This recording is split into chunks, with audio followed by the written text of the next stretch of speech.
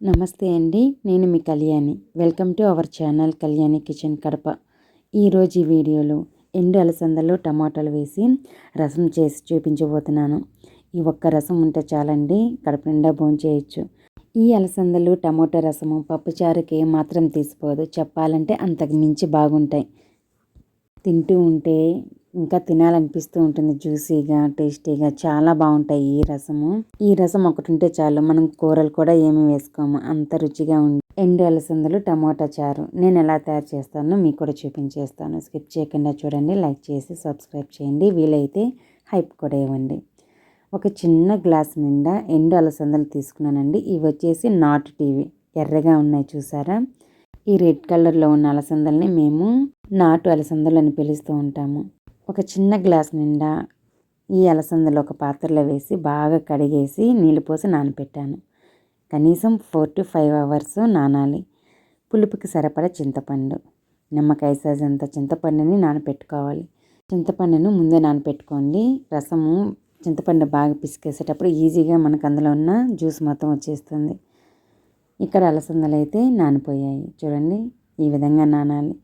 ఈ అలసందలు ఎంత బాగా నానితే అంత బాగా తొందరగా ఉడుకుతాయి. ఉడకడం వల్ల మనకి రసం కూడా చాలా కమ్మగా తయారవుతాయి. నానిన ఈ అలసందలన్నీ ఒక కుక్కర్లో వేస్తున్నాను. ఒక కుక్కర్లో వేసేసి అందులో సరిపడా నీళ్ళు వేస్తున్నాను. అలసందలు మునిగే అంత నీళ్ళు కాకుండా ఇంకొద్దిగా పైకి వేసుకోండి. ఆ నీళ్ళు మనం యూజ్ చేస్తాం కాబట్టి చాలా బాగుంటాయి అందులో వచ్చిన నీళ్ళు. మూత పెట్టేసి లో టు మీడియం ఫ్లేమ్లో ఒక 4 to 5 విజిల్స్ రాణించండి. అలసందలు అనేది ఉడుకుతూ ఉంటాయి. ఇప్పుడు మనము రసం పౌడర్ తయారు చేసుకుందాం. అందులో 1/2 టేబుల్ స్పూన్ జీలకర్ర, 1/2 టేబుల్ స్పూన్ ధనియాలు, 1/2 టేబుల్ స్పూన్ మిరియాలు వేసుకోవాలి.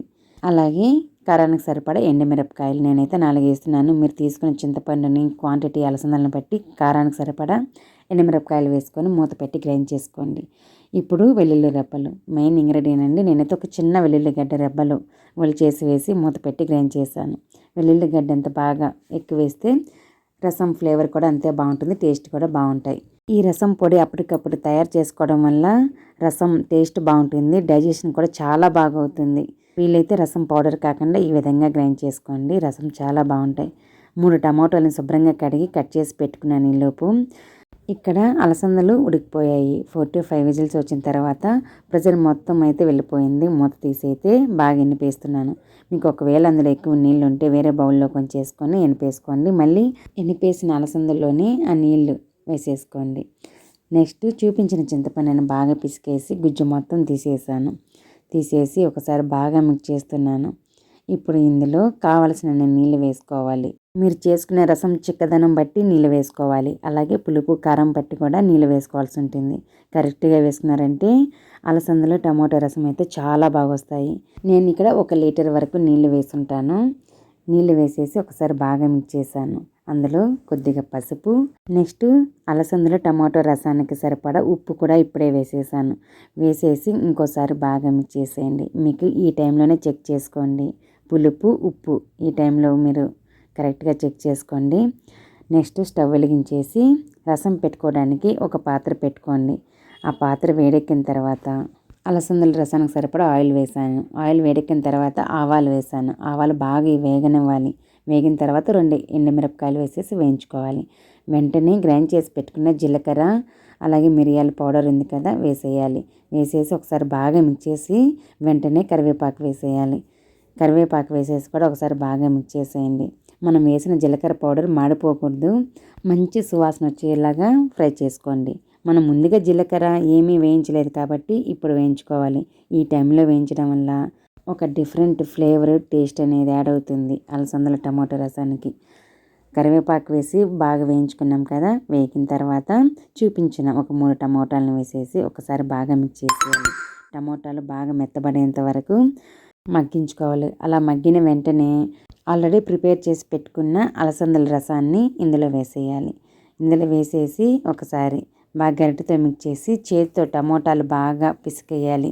టమోటాలు అనేది ఎక్కువ మగ్గించుకోకూడదు.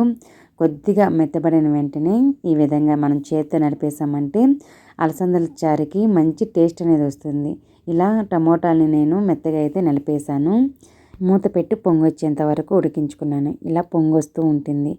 ఆ పొంగు అనేది కింద పోకుండా చూసుకోవాలి. అది పోయిందంటే టేస్ట్ మొత్తం పోతుంది. పొంగు వచ్చే ముందు మనము మూత తీసేసి ఒకసారి బాగా మిక్స్ చేసి లో ఫ్లేమ్లో బాగా ఒక 3 to 4 మినిట్స్ ఉడికించుకోవాలి. ఎప్పుడైతే 3 మినిట్స్ 4 మినిట్స్ ఉడికించుకుంటామో అలసందలు టమాటా రసము గుమ్మగుమ్మలాడుతూ టేస్టీగా తయారవుతుంది.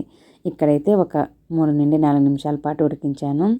స్టవ్ అయితే ఆఫ్ చేశానండి. కొత్తిమీర వేసేసాను. ఫైనల్గా కొత్తిమీర వేసేసి ఒకసారి బాగా మిక్స్ చేసి ఒక సర్వింగ్ బౌల్లోకి తీసుకున్నారంటే అలసందలు టమాటా రసం అయితే రెడీ అయిపోతుంది.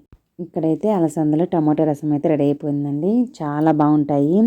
ఎప్పుడు పప్పుచారే కాకుండా ఈ విధంగా మన పెద్దవాళ్ళు చేసుకునే అలసందలు టమాటా రసము చేసుకున్నారంటే మీకు చాలా నచ్చుతాయి. అసలు ఎంత బాగుంటాయంటే చెప్పలేని మాటల్లో అంత బాగుంటాయి. ఒక విధంగా చెప్పాలంటే ఈ అలసందల టమాటో రసం మన ట్రెడిషనల్ రెసిపీ. మన పెద్దవాళ్ళు చేసుకునే వాళ్ళు ఇప్పుడు ఎవరు చేస్తున్నారండి? ఎవరో కొంతమంది అయితే చేసుకుంటున్నారు. చాలా వరకు తగ్గించేశారు. ఈ రెసిపీ నచ్చితే మీరు ఒకసారి ఇంట్లో తప్పకుండా ట్రై చేయండి. మీకు చాలా బాగా నచ్చుతాయి. ఫుల్ వీడియో చూసిన వాళ్ళందరికీ చాలా థ్యాంక్ యూ అండి. ఇంకో మంచి రెసిపీతో వస్తాను. Thanks for watching. బాయ్.